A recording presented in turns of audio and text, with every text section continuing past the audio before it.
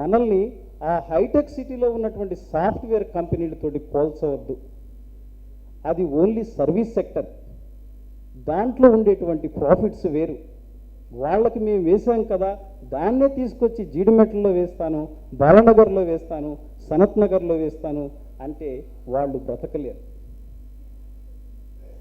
మనం గతాన్ని మార్చలేం, కానీ రేపటి గతాన్ని మనం మార్చగలం. ఈరోజు కనుక మనం దానికి సరైన మార్గంలో మనం పెట్టగలిగితే. ఒక్కసారి ప్రభుత్వాన్ని ఆలోచించమని చెప్పింది నేను గత వారం రోజులుగా ఐ థింక్ 3 సార్లు కేటీఆర్ గారితో నేను కూర్చోవడం జరిగింది.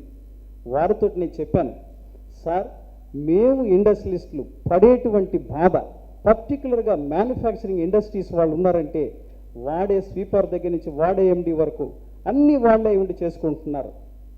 దీన్ని మీరు కొద్దిగా ఆలోచన చేసి, మేము మిమ్మల్ని ఏమి వరాలు అడగలే, ఒక్క ట్యాక్స్ అవసరం లేదు.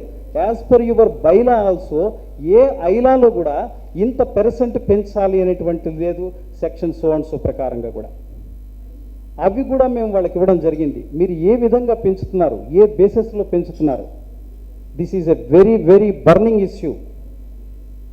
400% ఈ ప్రపంచంలో ఎక్కడైనా ఏ ఇండస్ట్రియల్ ఎస్టేట్కైనా ఎప్పుడైనా జరిగిందా అని నేను ఒక్కసారి సభాముఖంగా మిమ్మల్ని అందరినీ అడుగుతా ఉన్నాను.